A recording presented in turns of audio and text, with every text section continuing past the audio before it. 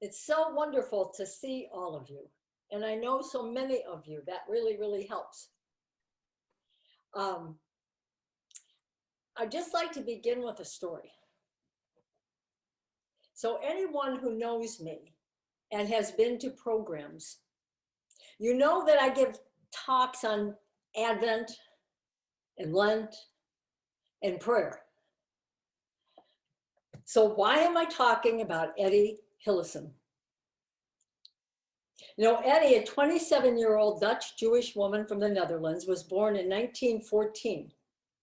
And here it is, 2022, and my life is deeply touched by her. In the midst of the Nazi terror, she has a growing, deep spiritual life. But I'd like to begin by telling you, how did Etty come into my life? In 2019, Richard Rohr published his last book, The Universal Christ. My husband, Pat, and I have listened to and learned from Rohr since the 1970s. I even gave Pat, where are you? Is he on this screen here? There he is. Okay. I even gave him a surprise 50th birthday gift to fly out to New Mexico and make a men's retreat with Rohr in the desert. Yes, really. He was very happy about that. So, of course, I ordered Rohr's latest book. Pat began reading it right away with positive comments. So one morning when I had time, I went over and I picked it up to take a look at it. And I randomly opened to chapter 6, A Sacred Wholeness. And this is what I read.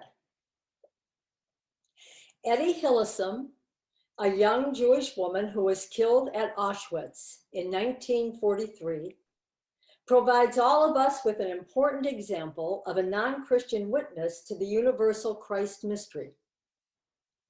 Before being imprisoned by the Nazis, Etty had been a quite modern woman. As unafraid of life, of her sexuality and other sensual pleasures, as she finally was of death. She was highly spiritual in the best sense of that term. She was an utter realist, devoid of self-pity, and with an almost impossible freedom from the need to blame, hate, or project her inner anxiety elsewhere. He said, without desiring to patronize her, I would identify Etty as a person that Karl Rahner, the great German theologian, would have called an anonymous Christian, someone who unravels the underlying mystery of incarnation better than most Christians I know. As the Nazis began their campaign of genocide and Etty's future became more and more uncertain, she addressed God repeatedly in her diaries, regarding, and she said him, this is 1940s, as an external, not as an external savior, but as a power she could nurture and feed inside of her. She honored and loved this power in his seeming powerlessness. Just listen to these words. Alas, there doesn't seem to be much you yourself can do about our circumstances, about our lives. But neither do I hold you responsible. You cannot help us, but we must help you and defend your dwelling place inside us to the last. I mean, she just looked around at what was happening in her country. And she told God, I can see you can't change this. But we must help you defend your dwelling place within at all cost. And another quote was that letter that she sent prior to going to Auschwitz to a friend. She said, in spite of everything, you know, you always end up with the same conviction. Life is good after all. It's not God's fault that things go awry sometimes. The cause lies in ourselves. And that's what stays with me even now, even when I'm about to be packed off to Poland with my whole family. And a last quote, when she was at Westerbork, which is a transit camp,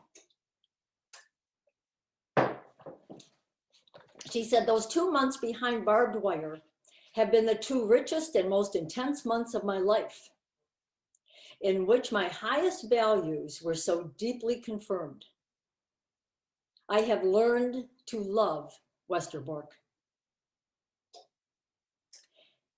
He says, reflections like these, especially considering the circumstances, make Etty a profound expression for us of complete wholeness, coincidence of opposites. He says, how does anyone achieve such a holding together of opposites? Things like inner acceptance and outer resistance, intense suffering and perfect freedom, my little self and an infinite God, the need to blame somebody and the freedom to blame nobody.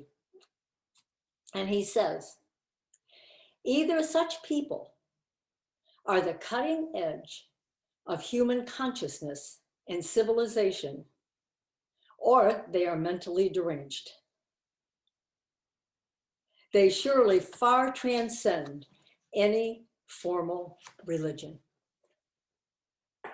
So I'm standing there in this living room, right back there by that chair, and I could feel this energy rising up inside me. It was an awe. And all of a sudden, I'm standing there, nobody else home, and I say out loud, I think I have the book on Etty that Rora's talking about. I ran upstairs and I scanned through all these hundreds of books, and there it was. The Interrupted Life, the Diaries of Etty Hillesum, 1941 to 1943. This is actually the book it was, but it's so worn out. I got myself another one so you could see the cover. So how did the book get there?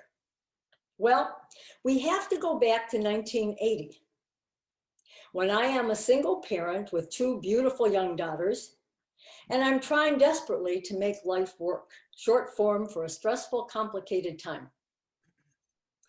I am at Tri-C Community College East Campus, taking courses that I can transfer to Ursuline College, where I had hoped to get a bachelor's in religious studies and psychology.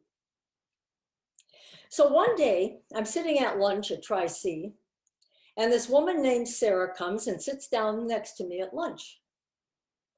She introduces herself. She's in her 60s, taking courses because she just loves to learn. Her husband, Bernie, was an immigration attorney. She asked me about my life and my kids, and a really great friendship formed.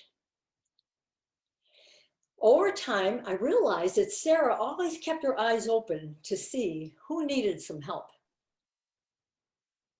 Probably her real reason for taking classes. And she could see I needed some help. Sarah and Bernie loved us and were lifelong friends, not only for me, but for my daughters. Now, Sarah's grandfather was a rabbi in Europe, and some of the family had been killed in Auschwitz, but I never heard the whole story. And sometimes Sarah would just say, you know, I'm an atheist. And I just listened. Because in my eyes and experience, she was living a more Christian life than most anyone I knew. It's kind of like Roar talking about Etty. And I loved her. Sarah would befriend immigrant students who needed help with their legal papers and bring them home from college, and Bernie would help them, no charge. Just good people. So one day, I'm at her house in 1982. While visiting at her home, she handed me a book and quietly and cautiously said, I just read this and I want to give it to you. She said, just put it on your bookshelf. I think one day you will want to read this. She didn't say anything else. I looked at it and I said, okay, thank you. And when I got home, I put it on my bookshelf. Now, my life was very busy with kids and work and college for years. It sat on my bookshelf for 16 years until 1998. And then I packed it up and moved it to our new condo in Eastlake. There I unpacked it and put it on the bookshelf up in the upstairs office. And I never thought about it again until this day in 2019, when Roar introduced her to me. And I was so ready. 37 years it sat on my bookshelf. 78 years since Etty had made her first diary entry. But see, the story isn't over. The next step was I put the book into my work bag to bring to River's Edge at my office. If I had time, I was going to read it. Well, that morning, of course, my first appointment canceled. So I got a cup of coffee, got my book, and then I thought, you know, I just want to pray for a moment. We had a big, hard story going on in our family, and I often talked to Judy Canato in my prayer. Judy was a good friend and retreat director and author here at River's Edge. And she was the reason I was sitting in an office at River's Edge. She died in 2011, way too early. And I'm just sitting there in my office and I said, Judy, I really need your help. I said, if you can do anything, please help. I said, I don't know how it works from the other side. I'm just asking. Then I picked up my book. And I'm telling you, every word I'm telling you is true, okay? I picked up Etty Hillesum's book. And as I opened it, a holy card fell out. And it fell on the floor. And I looked down at it because it surprised me. And on the back of this card, Judy's handwritten note, my prayer for you. Love, Judy. And I just sat there. So I turned the card over and I looked at the prayer. And I realized as I read it, that it's a prayer Etty Hillesum would have prayed. And it said, come, Holy Spirit, and kindle the fire of your love. Transform all that is fearful into boldness of heart. Inspire your servant and with wonder and awe at the mystery of your presence. Confirm your friend in compassion and forgiveness. Whisper discernment in the midst of confusion. Be wisdom in time of trouble. Reverence in the face of diversity. Patience with the unfolding of life. And forever anoint your messenger with joy. And it was an absolute perfect prayer for me to receive that day.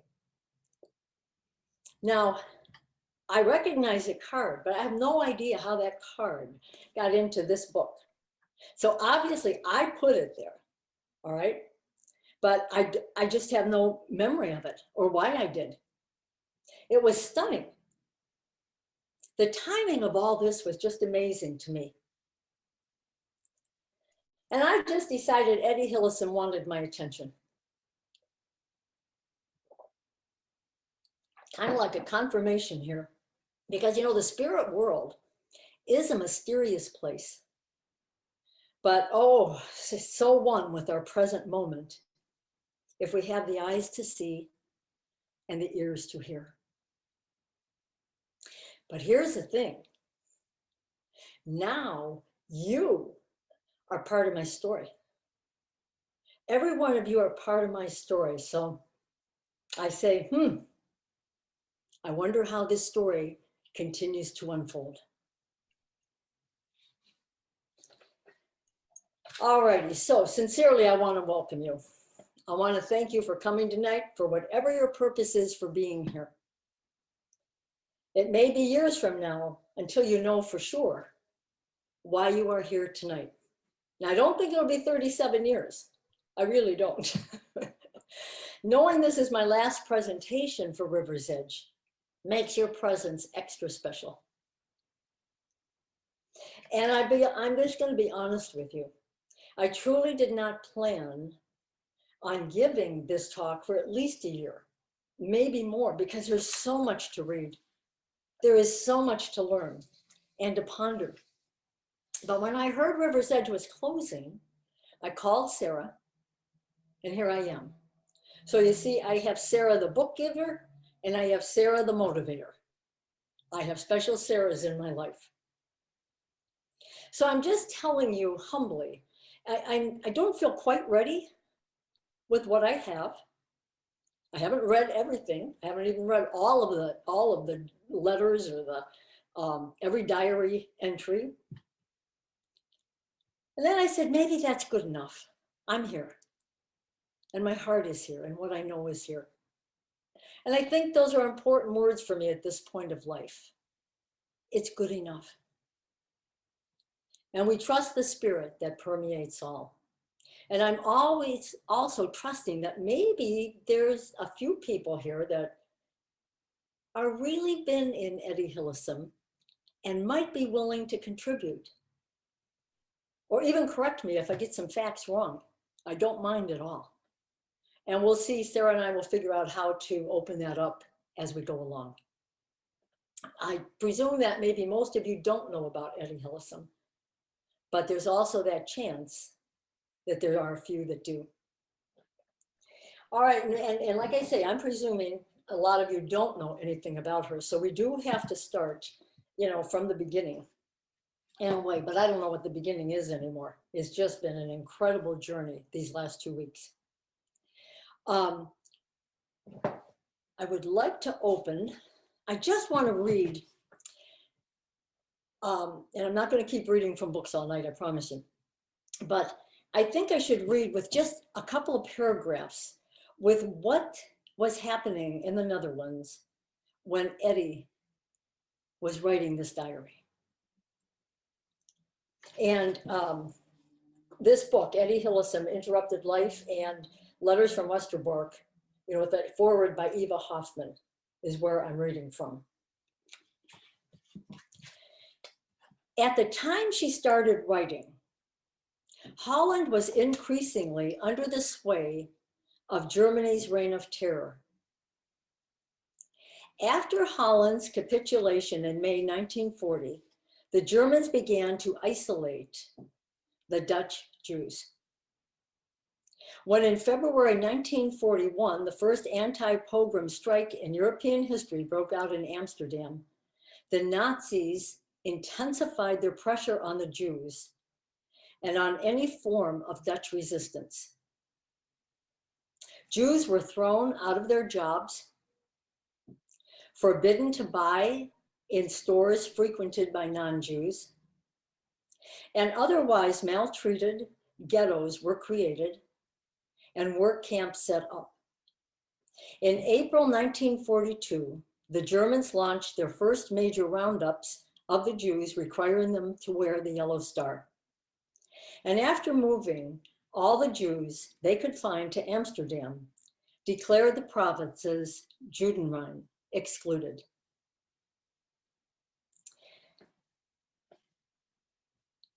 Through the influence of friends, Etty was given a job as a typist in one of the departments of the Jewish Council. And that's another whole story that there's no time for, overall tonight. But what is relevant is that Etty began work on July 15th, 1942, at about the same time a girl named Anne Frank, hidden in a house a few miles away, began writing her diary. In the same month, the first big street roundup took place in Amsterdam. The Nazis wanted to concentrate all the Jews in Westerbork, a transit camp in the east of the Netherlands, not far from the German border. Though not itself an extermination camp, Westerbork would be the last stop before Auschwitz for more than 100,000 Dutch Jews. Etty volunteered to accompany the Jews arrested in the roundups to Westerbork, where she worked in the camp hospital.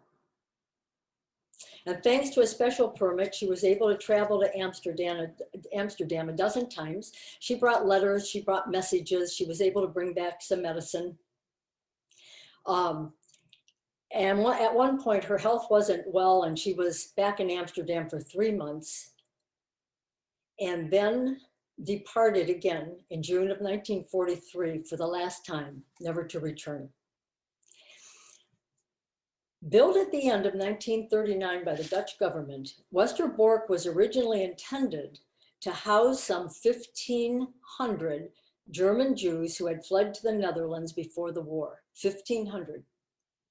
Etty arrived there just as a human landslide began, when room suddenly had to be found on the small site for 30 or 40,000 people, including the Jews of Amsterdam, who had been crowded into a ghetto during the previous months.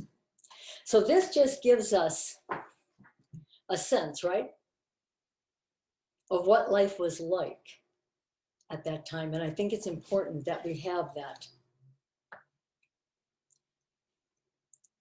So we're going to meet a young woman who worked diligently, in her words, to bring order to my inner chaos, harness the forces now at loggerheads within me. Etty had moved to Amsterdam to study and had earned a law degree and a degree in Slavic languages. She had dreams of being an author one day. And according to Patrick Woodhouse, who wrote A Life Transformed, and I will be quoting him a lot, so just know that I'm not going to say every single time I say something, but I think this is a really good book. Etty, he's telling us, Etty came from a dysfunctional family, and her route into faith was through psychotherapy with Julia Spear, a Jungian psychotherapist. Etty wrote that, quote, home was a chaotic madhouse with a great deal of emotional conflict. She was reared in a house permeated by both intellectual and artistic genius and profound mental illness. September 9th, 1941, she wrote, I shall no doubt cope with my present troubles as well. My inner traffic jams are certainly part of it all, but they must be cut to a minimum. Otherwise, I really can't go on. When I cycled home yesterday, so unspeakably sad and as heavy as lead inside, and heard an aeroplane overhead, I was suddenly struck by the notion that a bomb might put an end to my life, and I felt liberated. It's been happening more often, that feeling that it's easier not to go on.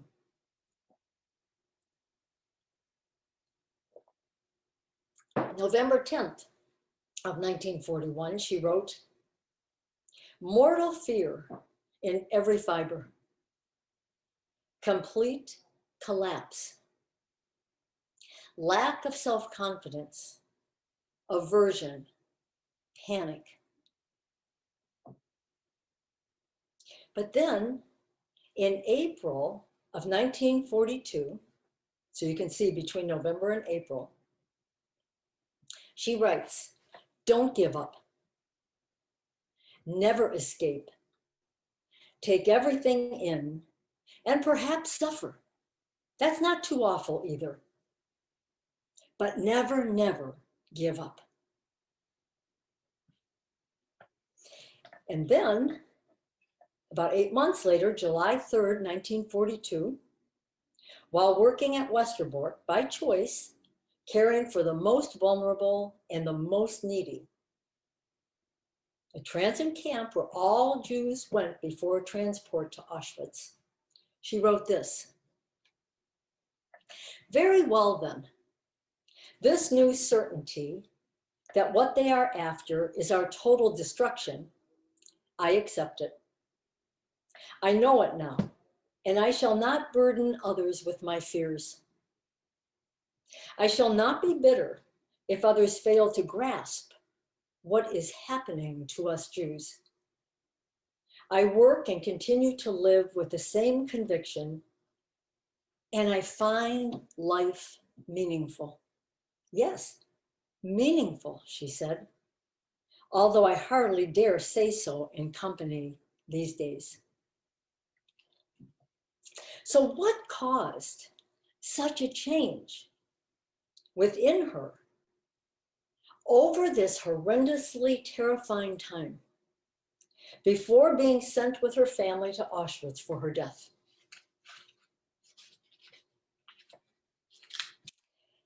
To answer that question, we can only ponder, her words and her wisdom as she wrote relentlessly in her diaries, while her spirit opened to what she came to call God. Patrick Woodhouse writes, impatient with the primitive word God, she gives it a new definition and describes it as our greatest and most continuous inner adventure. Writing was the tool Etty used to dig down deep into her inner self. And the transformation happened slowly with lots of digging, and maybe not so slowly when you think we're only in a, 2.5 year period here. One quote, though, that really causes me pause is this: ultimately, we have just one moral duty: to reclaim large areas of peace in ourselves, more and more peace, and to reflect it towards others. And the more peace there is in us, the more peace there will be in our troubled world. Now I'm going to read that again, and I think, Sarah, you're able to put that up on the screen.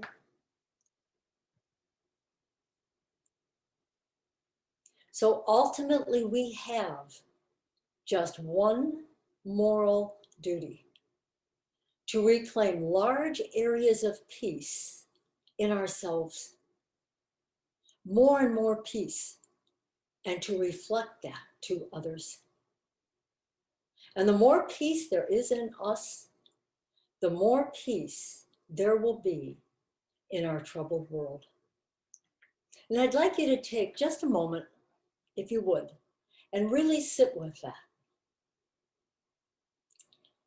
Close your eyes if you want. Notice what you're feeling as you read that.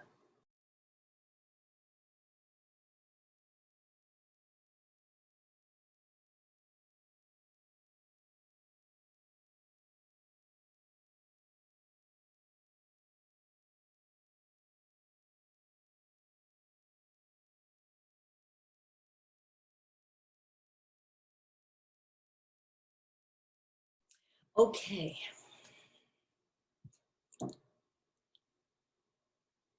I'm wondering, is there one or two or three people at max that might say, if you noticed what you were feeling as you read those words that she wrote?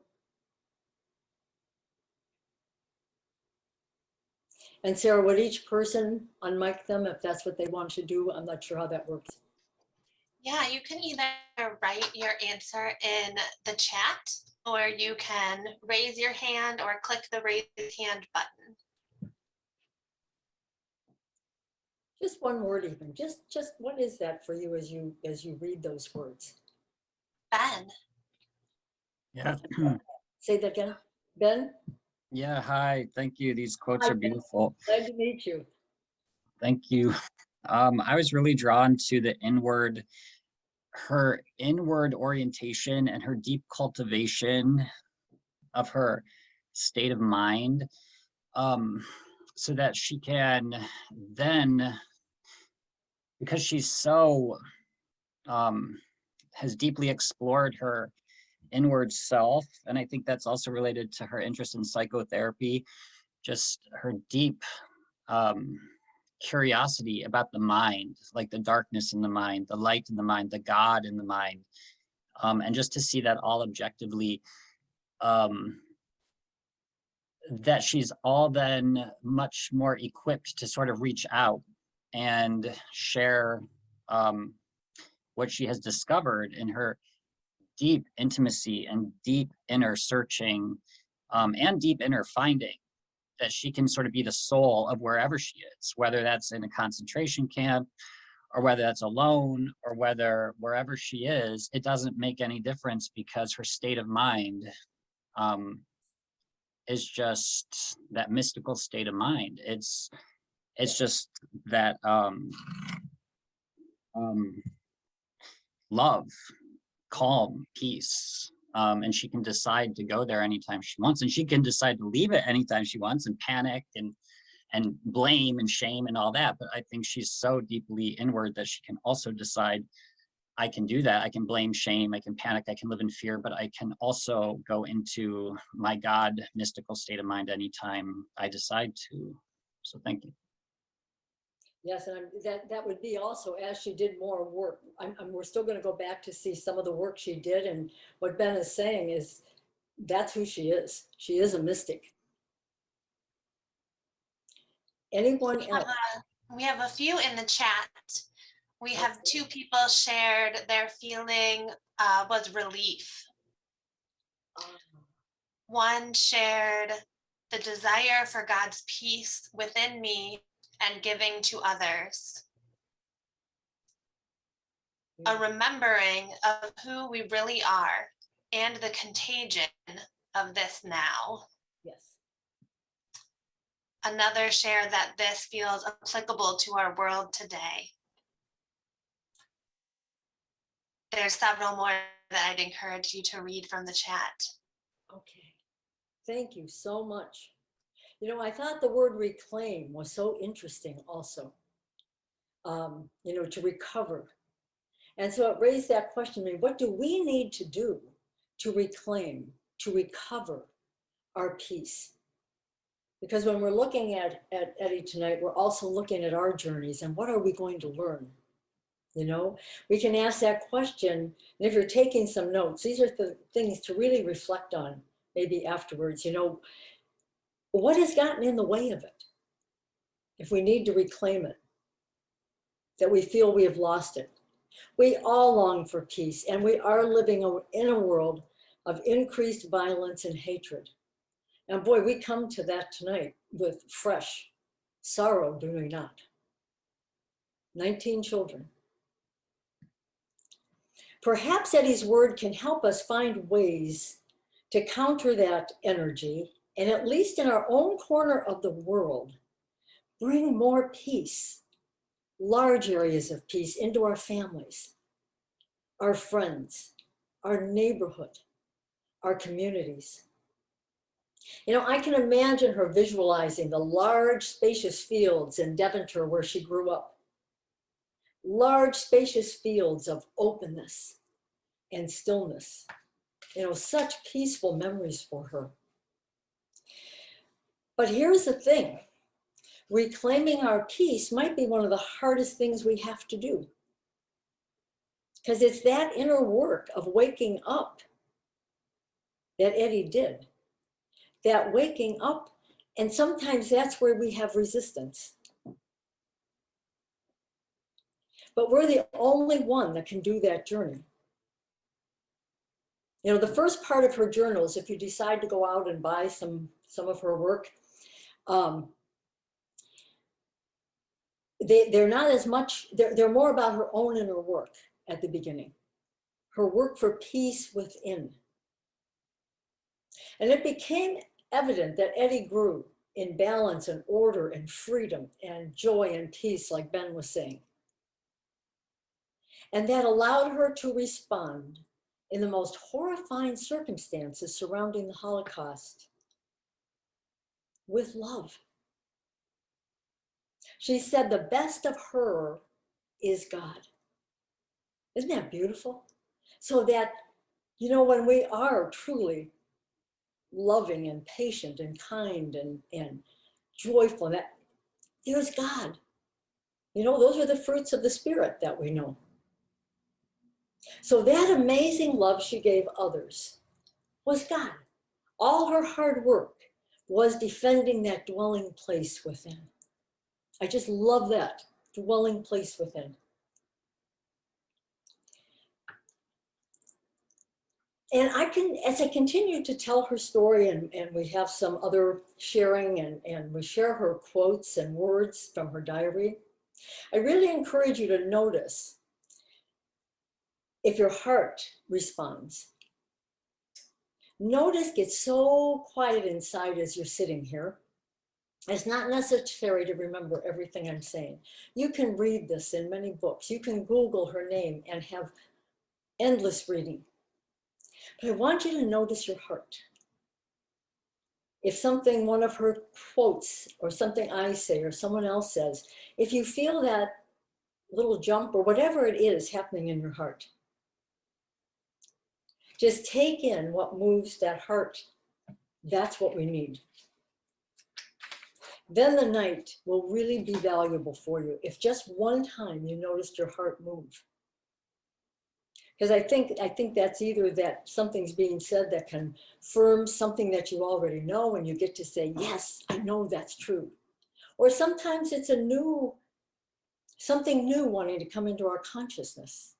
And then we need to be kind and gentle with ourselves as that tries to reveal itself, something that we need to know. So as Sarah said in her ad, that Etty takes us on a profound journey of great suffering and spiritual awakening at the same time. And you know, all humans suffer at one time or another, right? We all have stories. And we want to find the key to peace, how to stay connected to that during challenging and difficult times in our lives. You know, through the pandemic, there's been much suffering for many, much loss of so many kinds. I know that some of you sitting here right now are going through tremendous challenges and sufferings right here. You know, we never know what a person is really going through.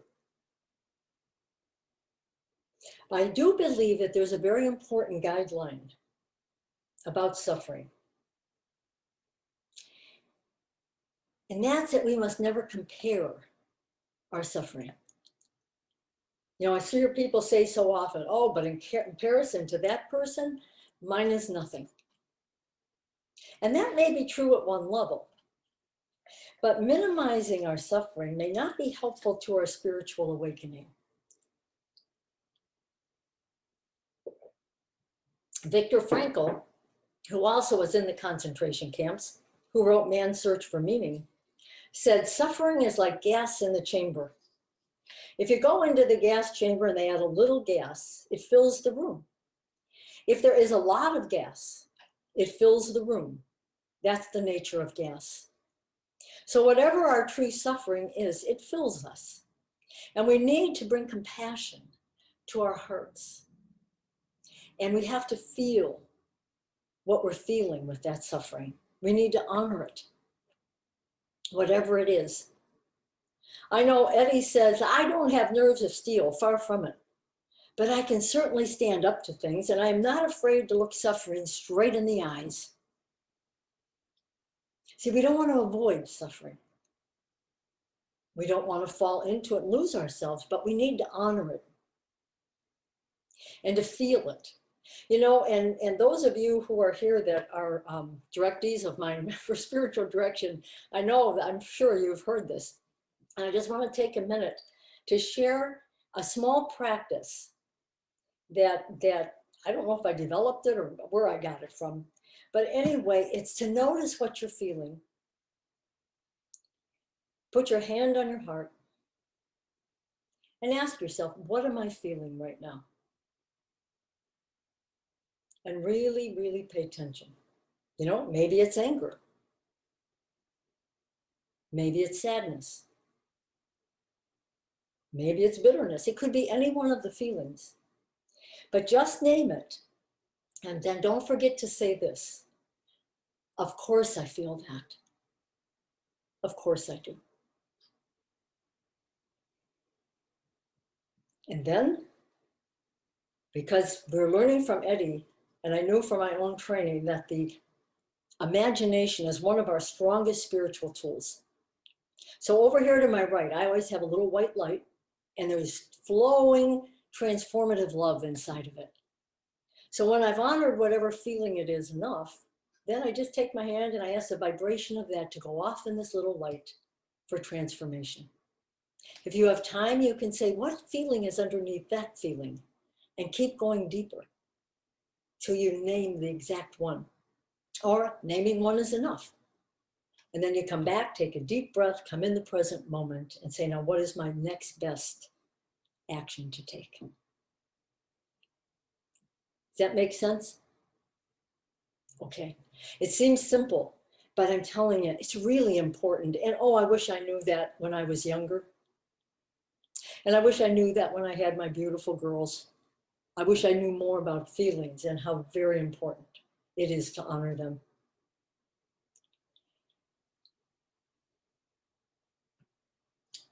Etty said, today I was filled with a terrible despair.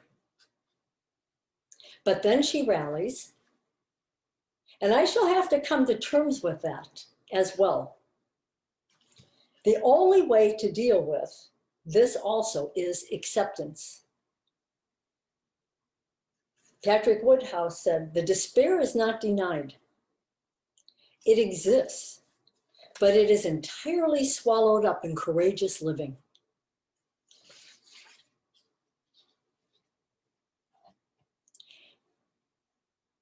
There's another quote. Thinking gets you nowhere. It may be a fine and noble aid in academic studies, but you can't think your way out of emotional problems and difficulties. That's something altogether different. You have to make yourself passive then, she says, and just listen. Reestablish contact with a slice of eternity. So she's saying, you know, when you're on these, you're going to have to go passive. So we could all imagine what that might mean. I mean, it could mean in that meditative stance, just being still, not thinking our thoughts. It could be all kinds of things. And you know, I'm going to share a story with you. Some of you may have heard it long ago, I don't know. Those of you who I don't know, I just want to say that when I share a personal story, a really personal story, I'm only doing it because I feel like it's so important that we do share our stories so that we can see, you know, what spirituality looks like, what a person's experience is. It's not to say, oh, look at my story. That's not it. But I will tell you this. I don't know. Let me just glance for a second. Do I have any daughters here? I think they had something happened. Okay. Because my oldest daughter, years ago, I think the early 80s, she was up at Harvard working on her PhD, and she got a rare form of thyroid cancer. And so, you know, we went up and the usual thing, the radiation and all of that. But then after a while, it came back. And the doctor realized it was a rare form and that it was not going to be handled with radiation and that he would have to cut it out cell by cell. And so she had her first surgery and they got it. But then it came back again. And he took her back in and did it again. And then it came back again. And the same routine, just having to keep removing those cancer cells. Well, then it came, and I got a call from her a year later or so. And she said, I have to have surgery again. But this time she said, it's close enough to the vocal cords that he doesn't know if I will come back with my voice. And here she is, not too far from graduation, being a professor. And I said, okay, love you. And, basically we hung up. And that day, and I was standing right over there in that corner, I was right in my house here, it's so good. And I remember hanging the phone up and just being absolutely still. And I had no big thoughts going on. I wasn't racing to call all my friends to get the prayers going. In fact, I said something like Etty did. I said, I can see that you're not able to change this. And I just decided that day I probably cleaned. That's probably what I did. And waited for Pat to get home. And he got home and I told him, and we cried and figured out our plans. And later we went to bed, but I couldn't sleep. I had cried and I just couldn't sleep. So I came back out here into this living room and I laid down on that couch behind me. And I just laid there and I found myself, none of this is planned. I just was moaning and moaning. And there was 1 second where I realized there was a big storm going on here. And we live at the top of a hill over with Lake Erie down the hill there. So the winds can really get strong. And I had not locked this window over here. And there was a second when I realized there was a big storm. And then my moan and the wind became one.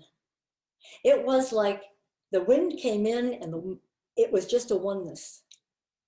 It was the same tone. It was oneness.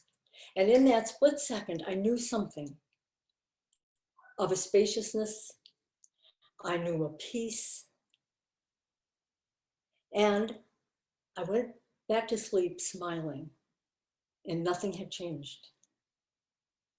And the next morning I woke up smiling and I was just good.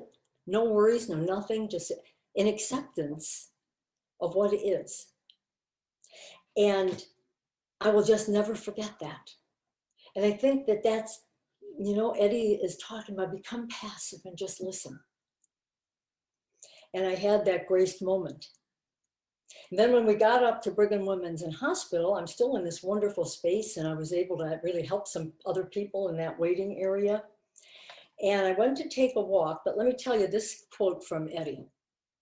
She says, as life becomes harder and more threatening, it also becomes richer because the fewer the expectations we have, the more good things of life become unexpected gifts that we accept with gratitude. So I'm up there walking around in the hospital and I see something on the floor at the other end. So I'm walking over and I could tell it was like a headband. And I thought, well, there's probably a lost and found here. So I went over and I picked up the headband. It was black and it had white letters on it. And the white letters said, do not fear. And that was the brand name, do not fear. And I took a deep breath and just kept smiling. And it turned out Eileen had her voice when she came out of that surgery, and she's never had another occurrence of it.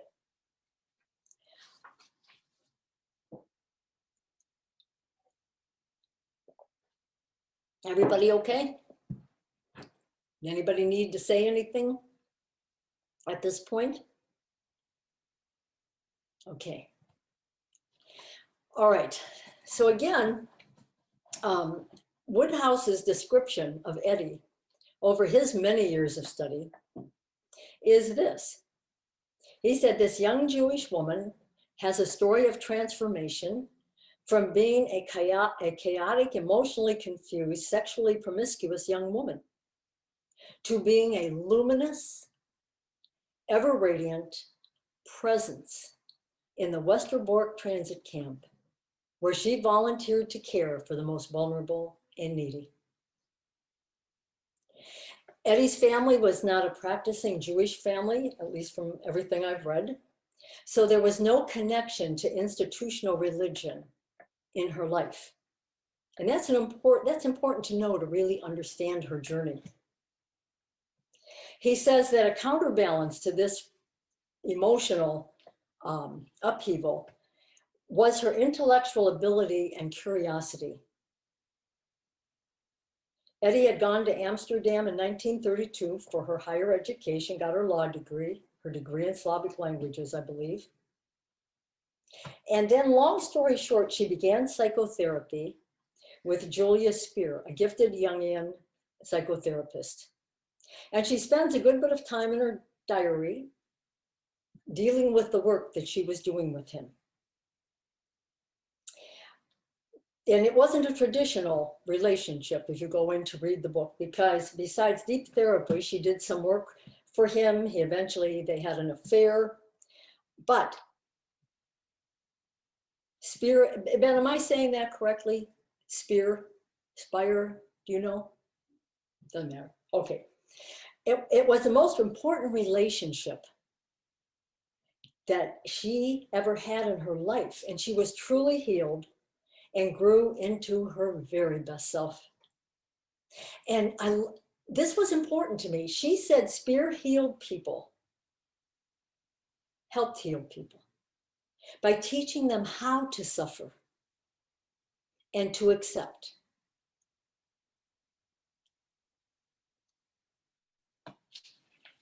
So after she saw him, keep that in the back of your mind. She was learning how to suffer and how to accept reality. Having a spaciousness to hold the suffering and to be with the reality of it. After she saw him a few times, she said that she saw that she was not mad, but just needed to do a lot of work on herself before developing into an adult and complete human being. She saw her inner chaos more clearly, the inner darkness, the depression, her fears and insecurities. After many months, her sense of self begins to emerge. She wrote that chaos can still overwhelm me at times. And I'd like to say to her, of course it does. Of course it does. She says, and this is a quote, as if I were a great gray ocean, but on the bottom, she says, there are hills rising and elevations taking place. The appearance of form, something was coming to birth. A deep sense of integrated, coherent self was being given to her. And this deeper sense of self she named her center. And that center was marked by a growing confidence. She said, my center is growing stronger day by day. And to hold that center, she developed many practices. And I did spend a good bit of time gathering what those practices looked like for Etty. And that's where I'm going to go now, unless anybody wants to say something, if we need a break of any kind. Because spiritual practices are so important. And I know so many of you, and I know your spiritual practices. And it does defend that dwelling place within.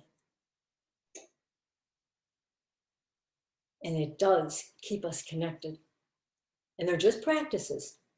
You know, my understanding of spiritual practices is something like this. It's about creating a least resistant place within us, within ourselves, to receive that life force of love, joy, peace, or being one with the wind and blowing right through me, all my anxieties, all my fears, just like that. Whatever words speak of your truth here, use those when you're pondering this. So quieting the mind, we all know, is essential. And to remember, it's just a practice. Now, the original book that has a lot of life in it, I'm going to be using that for a little bit here. So one of the practices that Etty had was inner listening, really listening to herself, to the voice inside of her. And she says in June of 41, I think that I'll do it anyway.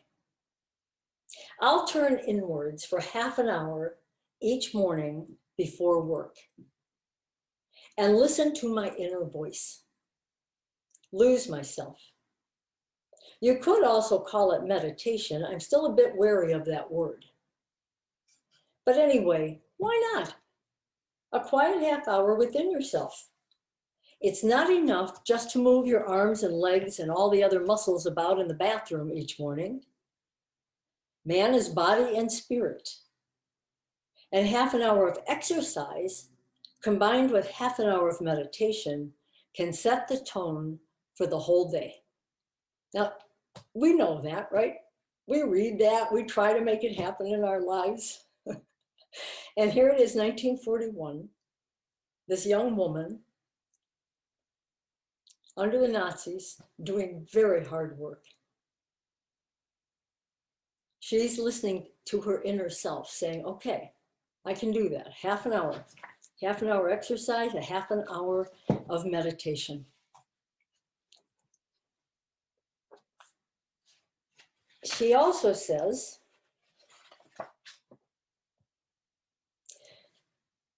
but how I sometimes actually drop to my knees beside my bed, even on a cold winter night, and I listen to myself, allow myself to be led, not by anything on the outside, but by what wells up inside of me.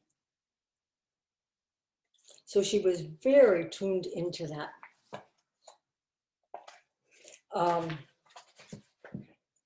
Okay, so one thing is inner listening. And so we can all kind of say, wow, how do I do that? Especially when I'm in difficult, challenging times. Do I remember to do that?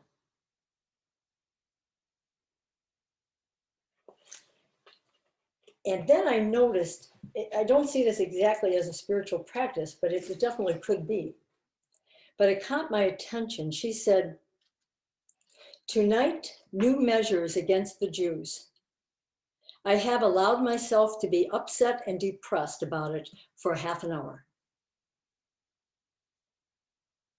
So she's honoring it. She's also making a choice that it cannot take over her life. And of course, we know journaling is her main spiritual practice. And she says, I must make sure I keep up with my writing. That is, with myself, or else things will start to go wrong for me. I shall run the risk of losing my way. That's what it seems like to me at the moment anyway, though it may all be due to tiredness, of course. But she knew that had to stay a steady practice. And as I'm talking, I hope you're thinking about your own practices and thinking, or ones that maybe you thought you would like to try, and which ones really, really keep you in that center.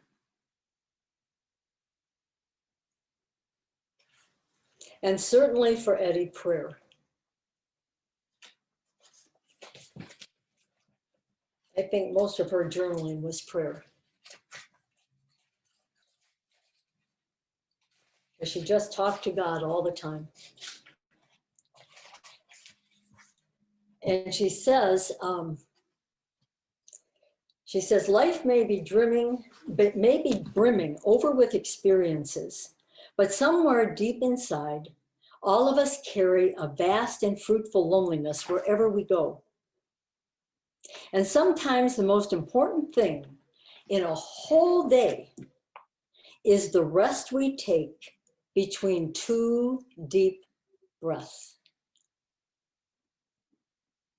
or the turning inwards in prayer for 5 short minutes.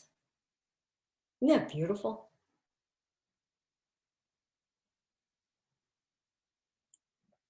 It doesn't have to be massive and noble, but a break between 2 deep breaths. And I keep thinking like, yeah, 1 moan could be amazing.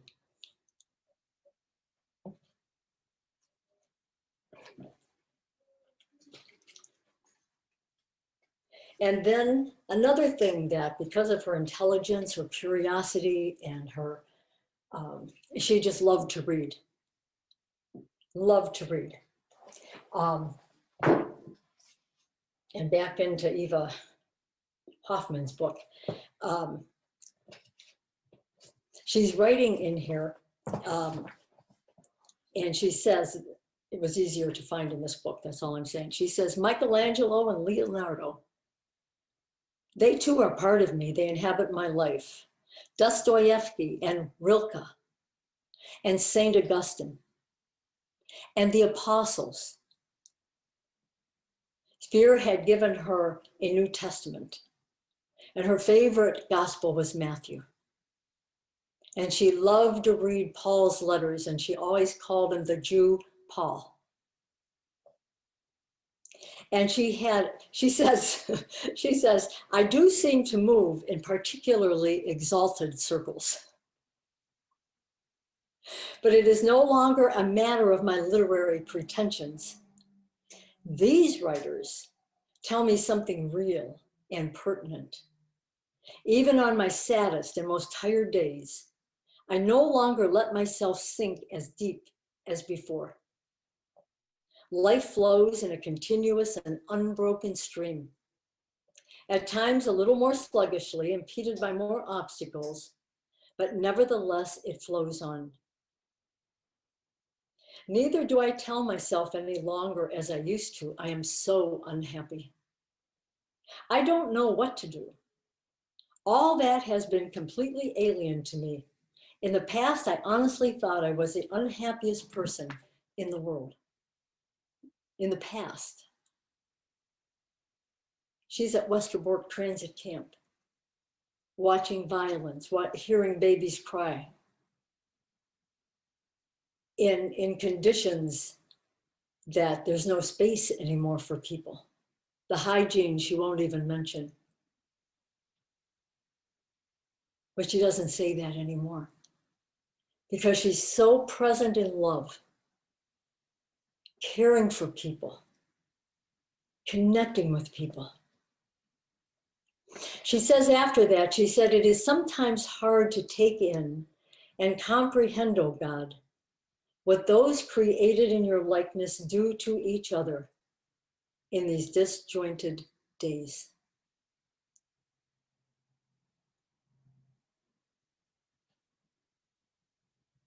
We can ask that same question. She says, I no longer shut myself away in my room, God. I try to look things straight in the face, even the worst crimes, and to discover the small, naked human being amid the monstrous wreckage caused by man's senseless deeds. I don't sit here in my peaceful, flower-filled room, praising you through your poets and thinkers. That would be too simple.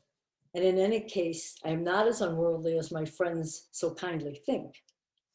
And she moves on with that. So well-read, open to all types of spiritual beliefs and teachings. She listened inside. She created what was right for her.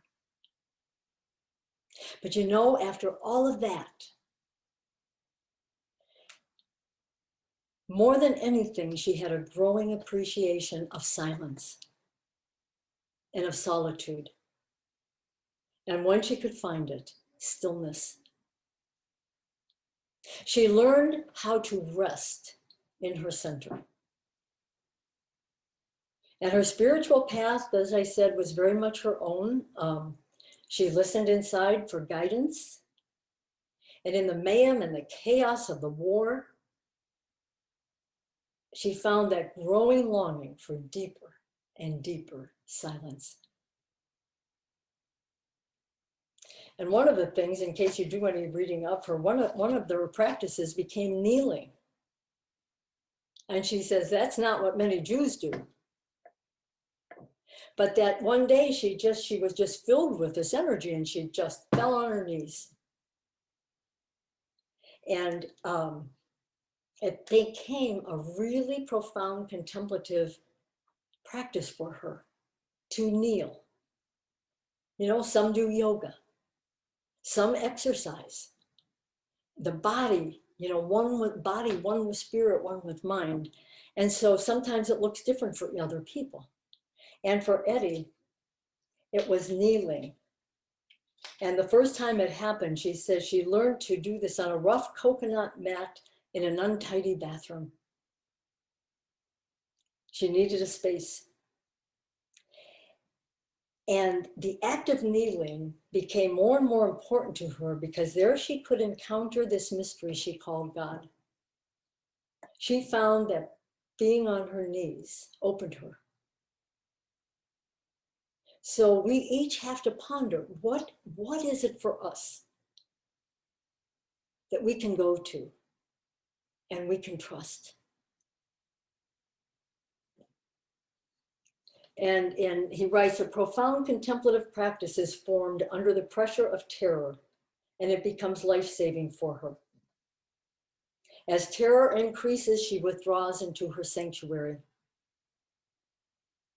And she said she draws a prayer around her as a dark protective wall.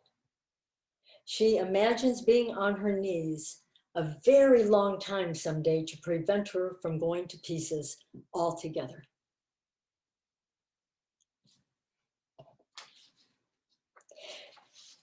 And I'm taking this from, I'm not trying to put my own words on this. Again, it's from Patrick.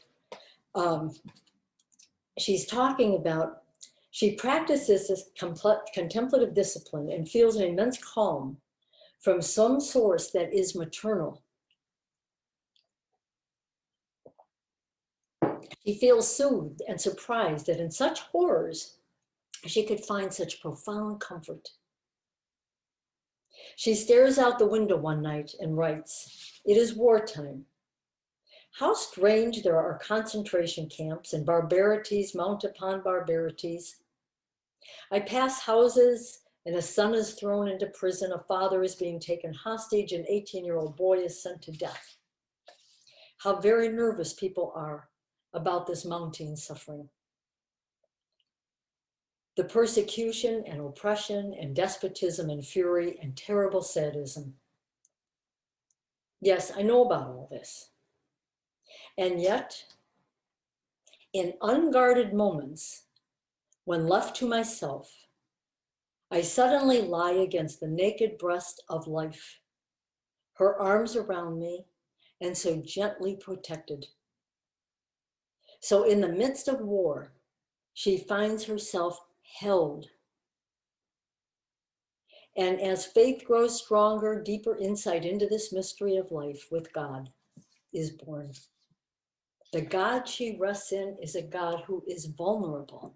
I really encourage you, if that passage about, I see that you cannot help me, but we need to help you. If that touched you in any way, I really ask you to just sit with it and see what you're hearing, see what you understand in that. Because it's a very kind of reverse thing. She said, this God is not the Yahweh, the Lord of hosts, the all-powerful God of the Old Testament who intervenes and saves his people. This is a presence that she needs to help. And by helping this, she helps herself. That vulnerable presence, she said, that can easily be lost. And then she wrote, and we have enough time. I wasn't sure we were going to have enough time, but this is just one of my favorite. This is what has grabbed me the most, is this whole thing of this vulnerable God. And it's a little bit long, but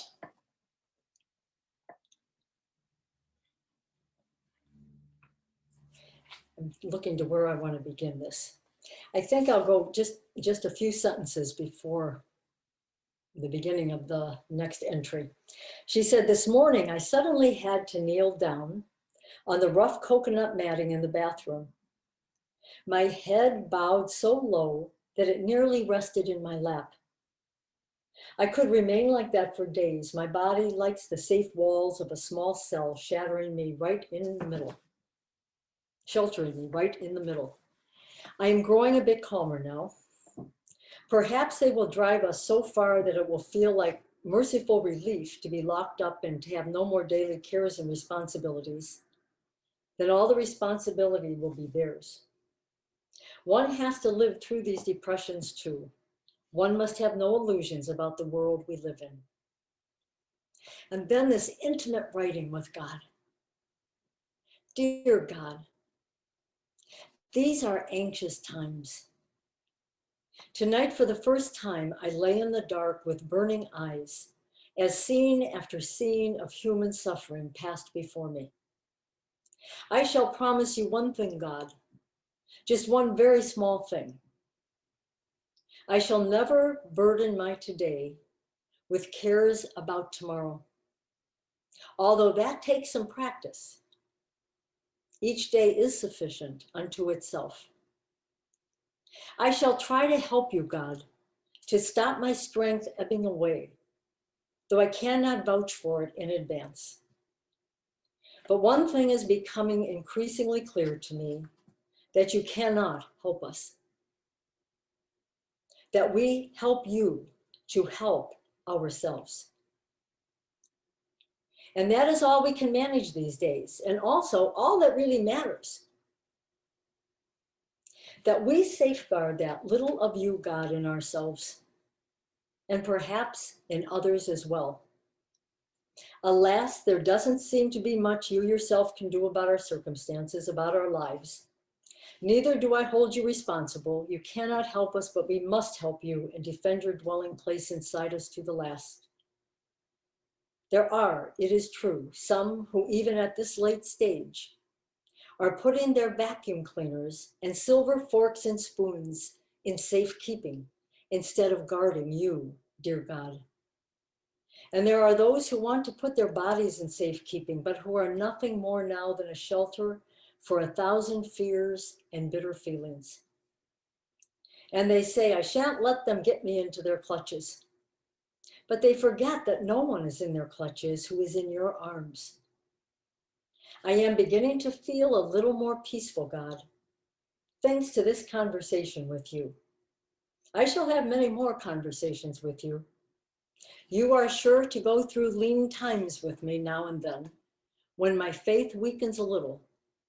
But believe me, I shall always labor for you and remain faithful to you, and I shall never drive you from my presence. And then a paragraph down. The jasmine behind my house has been completely ruined by the rains and storms of the last few days. Its white blossoms are floating about in muddy black pools on the low garage roof. But somewhere inside me, the jasmine continues to blossom, undisturbed, just as profusely and delicately as ever it did. And it spreads its scent around the house in which you dwell, O God. You can see I look after you. I bring you not only my tears and my forebodings on this stormy gray Sunday morning, I even bring you scented jasmine. And I shall bring you all the flowers I shall meet on my way. And truly there are many of those. I shall try to make you at home always, even if I should be locked up in a narrow cell and a cloud should drift past my small barred window. Then I shall bring you that cloud, O God, while there is still the strength in me to do so. I cannot promise you anything for tomorrow, but my intentions are good. You can see that. And now I shall venture out upon this day. I shall meet a great many people today, and evil rumors and threats will again assault me, like so many enemy soldiers besieging an inviolable fortress.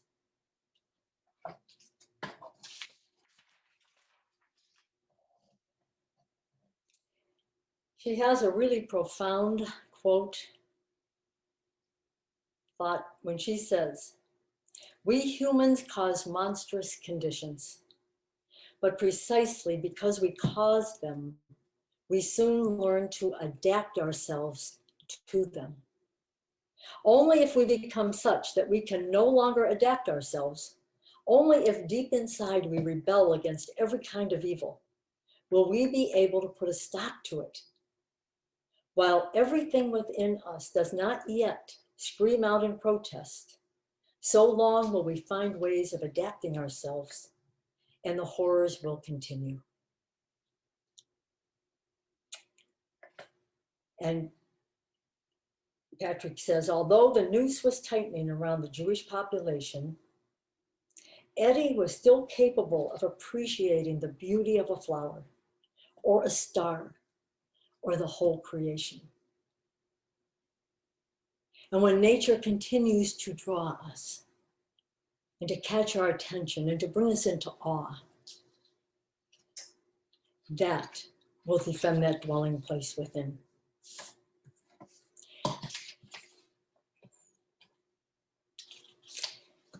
So let me stop here before I close.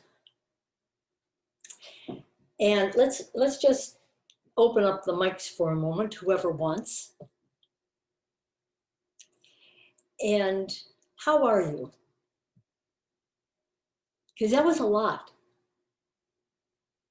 Let me ask you this, how are you? And is there one thing you're really going to take with you? Was there one idea, one quote, one something that wants to go home with you?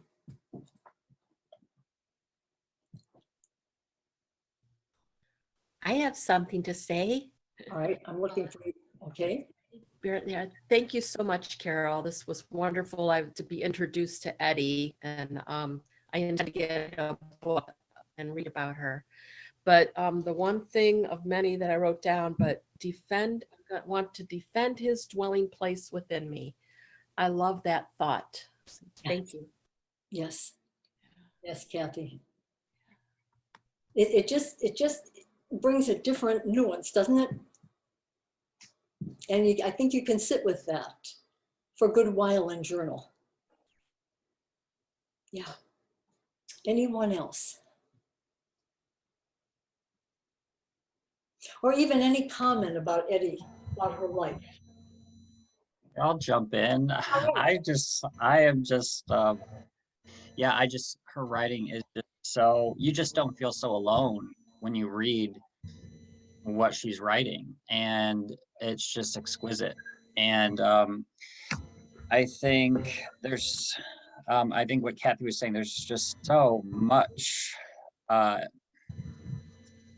it's just pure poetry. I mean, it's just truth that is relevant for every moment of every second of every day and night. And I love that idea. I'll keep thinking about, or something that really struck me was the quote, "God cannot help us, we help God."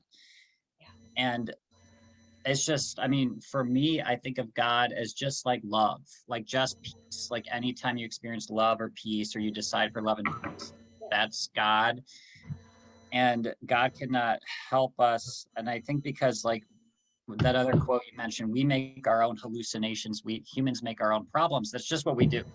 It's just the nature of like having a body and having eyes and having a tongue. I mean, it's just the nature of the reality that we create.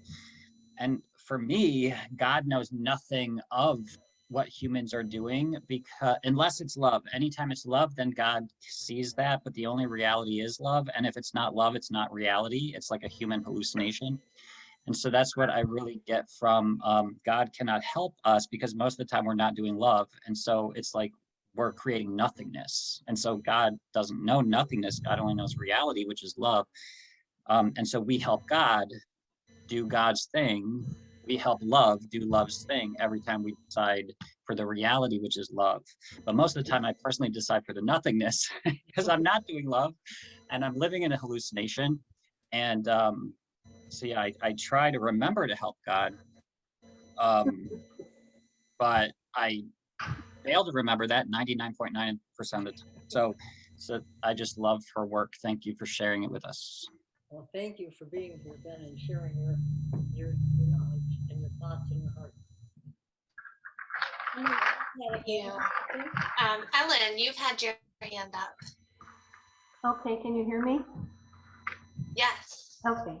Well, since Carol, since you opened this to something a little broader, I wanted to just bring something else up, and I really, really appreciate what you shared with us today. I have never heard of her before. I'm Jewish, and I had never heard of her or heard about such meditation and things like that. But I feel that I just want to remind everybody, and I'm certainly not the spokesman for being Jewish, but there were 6 million people murdered, killed in the Holocaust, and she took it. Etty was able to handle it in her way, and she being in Auschwitz ultimately. Right. She didn't have flowers around her, didn't have time for a half hour this, half hour that. They were lined up, they were in working camps. It was not livable. You lost yourself, you were ordered around, you were put in lines to death camps and gassed. And but I mean, she probably was able to carry that with her. I want to just tell people there is a book about the Netherlands and Amsterdam. Fascinating book. It's based on a true story. It's called The Sisters of Auschwitz, and that's the name of the camp. And it's by Roxanne, Roxane, and then Van, Van Iperen, Iperen. And actually, the people in this book knew Anne Frank and her sister, and were with them in the camps. And I think also in Westerbork. And I think that would give people a really fascinating look at what it was like, what the Jews of Amsterdam, and then from what happened to them and how they were treated. And just a couple other things. Being Jewish, you don't have to be at any institution. You're a good Jew, you're a fine Jew, no matter if you go to synagogue, not, that's your choice. But we do know of something called tikkun olam, and that is to repair the world. And that's a big thing in Judaism, to take action and to do what you can, to, whether you're Orthodox or conservative or Reconstructionist, it doesn't matter. It's something in our neshama, in our soul, and that is tikkun olam, to do that. And in that regard, some people were like Etty, and she's amazing. I want to read about her. I'd never heard of her, but there was the Warsaw Ghetto uprising, people taking action as best they could at the time. So I just felt I wanted to share that. And thank you so much. I'm trying to find you on my screen. Well, I'm just black in here. Your picture, my picture didn't come up.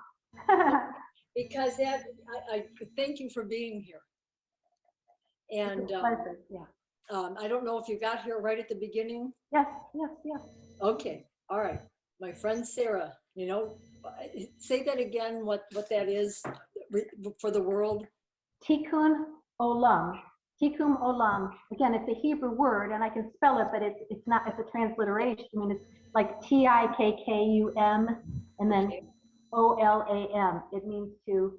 It literally means to repair the world. That we all have that, and not only obligation, but we want to, and it's sort of in our people's upbringing. It's sort of Yes. yeah, in our DNA sort of. That's Activism. how I saw Sarah and Bernie, Okay. very Yeah. quietly going about helping wherever they could. Yeah. Thank you. It's so beautiful. And those of you that may start reading, there is more descriptive in the diaries and in the letters, you know, about some of that reality. And I just decided not to read a lot of that, just because we had this trauma from yesterday. And but I think, you know, we certainly don't realize the total horror like you do, Trista. But it, you know, and I actually had her last diary entry before she went on to Auschwitz. And she said, she was writing to Christine, maybe it was a letter, not in her diary. And she said, opening the Bible at random, I find this: the Lord is my high tower. I am sitting on my rucksack in the middle of a full freight car. Mother, father, and Nishka are a few cars away. In the end, the departure came without warning. On sudden special orders from The Hague, we left the camp singing. Father and mother firmly and calmly, Nishka too. We shall be traveling for 3 days. Thank you for all your kindness and care. Friends left behind will still be writing to Amsterdam. Perhaps you will hear something from them, or from my last letter from camp. Goodbye for now from the four of us. And she threw that postcard out of the car, and a farmer found it and then mailed it to this Christine. And it said that we are leaving, but we are singing, because she was not going to let anything take away her spirit. And then I believe it's November 30th that, however, you know, whether she was gassed or whether there were other ways, this Paul said that we didn't know that there was a definitive way that she was killed. And, you know, you come to know her really well, and then you see this ending.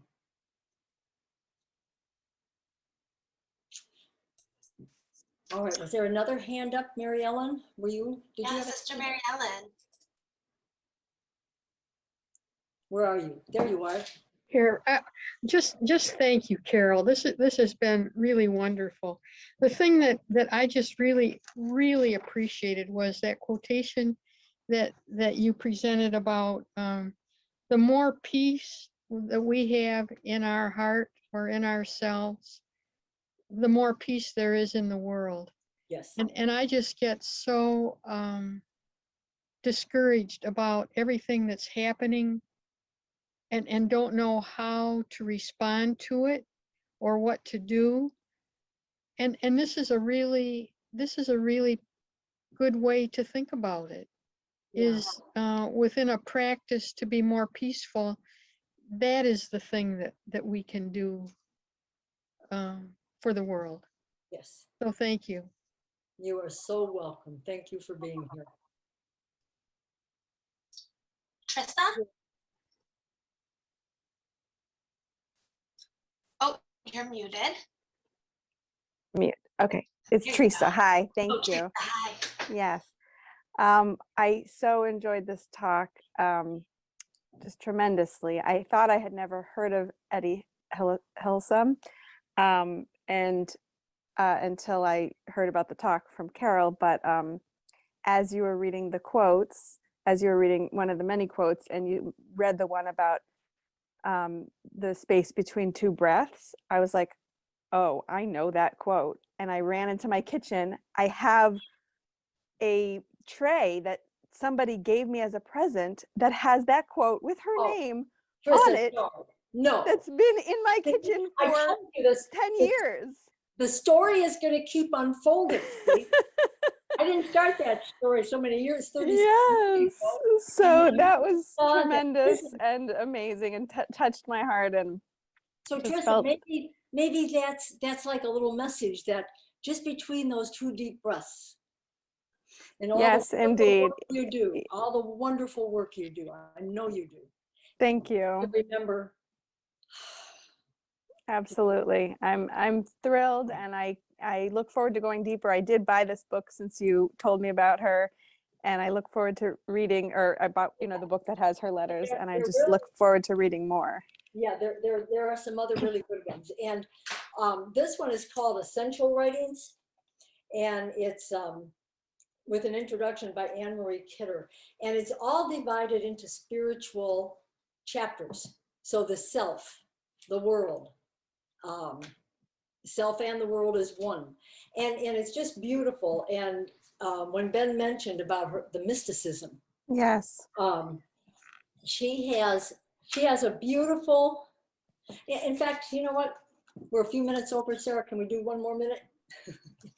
Yeah. Okay, because what she says, she's talking about the mysticism of Etty Hillesum. And I will skip down to where I have highlighted.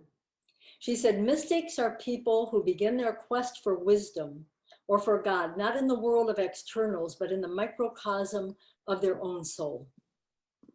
There they allow themselves to be fully present to the experiences of a deep felt joy or sorrow, of beauty or suffering, of gain or loss, so that these opposing poles might in time reconcile and grow and ripen into a harmonious whole. Once this inner harmony has grown from within and wells up as a peace that defies all rational explanation, mystics can carry this inner harmony into the world, thus becoming catalysts in the transformation of the world. A distinctive mark of mystics is that to them, the life of the spirit is more real than the life of the body. The interior, more real than the exterior. The transcendent, more true than what is matter of fact. And I think we can see that in what I've shared about Etty. And you can take that with you, yes.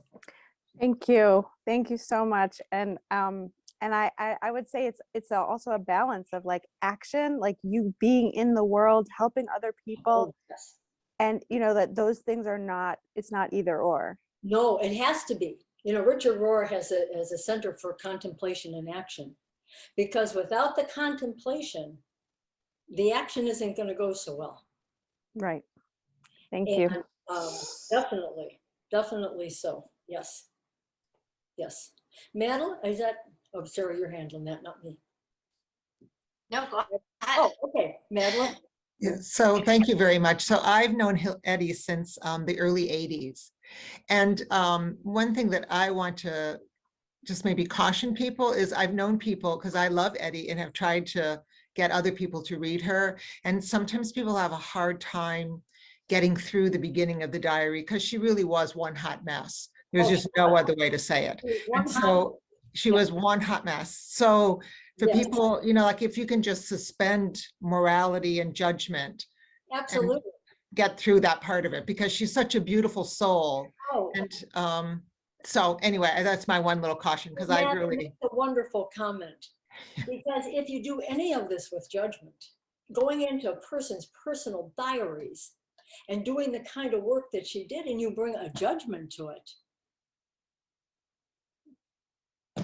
you will not receive the total of what you need to receive. Any place we bring judgment, huh? Yeah, too much judgment in the world. Madeline, thank you. We can take one more question or comment.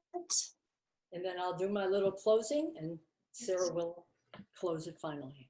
Anyone else? I want part 2. Part 2 of the Etty discussion. Yeah, listen. Where's my husband here? Where is he? Wave at me.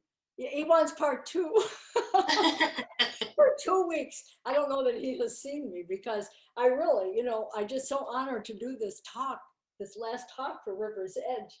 And, you know, it's just massive. And then you've got the best quotes, but then you can't find them again. So Ben, I'll just take a little break. And maybe I'll come when you do something, when you're doing something.